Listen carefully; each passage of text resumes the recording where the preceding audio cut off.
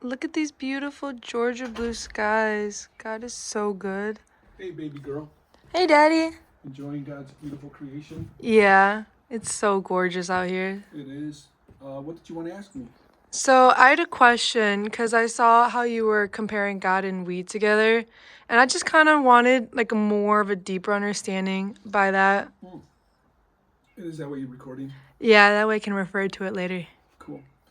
So it started with your siblings, actually, and your older siblings and their friends, that they would say, their friends especially, even though your siblings were starting to be a little bit agnostic, they were saying, that God is not real, that it's just a feeling, and then it disappears.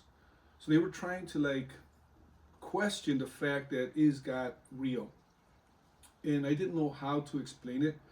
And I was asking God to guide me, and it hit me. I was like, I'm like, have you guys been drunk before? Your siblings? And they're like, duh.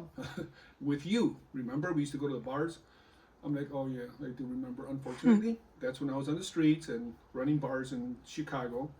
And so you have been drunk or buzzed? They're like, yes. So you know what the feeling is? They're like, yes. Are you feeling that right now? They're like, no. Why would we? We're not drinking. And then the friend, how about you? Have you been high before? Yeah. So you know the feeling of being high? Of course. Are you feeling that right now? No. Why? Because I'm not smoking. I'm like, oh, okay. So why aren't you guys drunk? Because we're not drinking, Daddy. Like, what's wrong with you? I'm like, I'm making a point. Is a bar real? Yeah, of course. Is liquor real? Of course. Is weed real? Of course. Then why aren't you high? Because I'm not smoking. Why aren't you drunk? Because I'm not drinking, Daddy. Like, what's the point? The point is that just how that feeling goes away when you stop drinking, that's what happens with Christ. That's what happens with God. A lot of people, because as you know, a lot of people say too, oh, he found Christ in prison, or he found Christ after an accident. But then after that, they go back to their old ways and nothing happens. Yes, because they stopped drinking of his living waters. They stopped getting into the word. They stopped praying. They stopped walking with him. And of course, the feeling's going to go away. Just like if you stop drinking, the feeling of drunkenness or the feeling of being buzzed is going to go away. If you want to get that feeling back, you have to take another drink. If the feeling of weed, the high of weed is going away, you want that feeling back, you take another puff, and then that comes back. Well, it's the same thing. We are humans, and the feelings come and go. That's why I tell people, are you a believer or a feeler? They're like, I'm a believer. I'm like, good. Then you don't have to worry what you feel. You just need to know what you believe. So that's more important than our feelings. But you do feel God. That's why I say that he is felt, and it comes to revelation and demonstration, because he demonstrates himself to you and reveals himself. So the feeling keeps coming and stays as you're walking and praying. That's why Paul said, pray without ceasing. He didn't mean walk around, our Father who art in heaven, hallowed be thy name. No. He meant be the prayer. As I walk around, I'm thanking him for everything. I'm involving him in everything. My wife even involves him when she's doing her hair. That's praying without ceasing. So that's what that's about. Does that make sense? Yeah, I like that.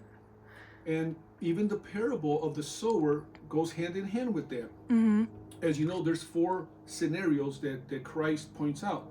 The first one is the seed that falls on the path, and the birds come and they take it, which is somebody talks to you about God, and the enemy takes the word, and that's it. It's over.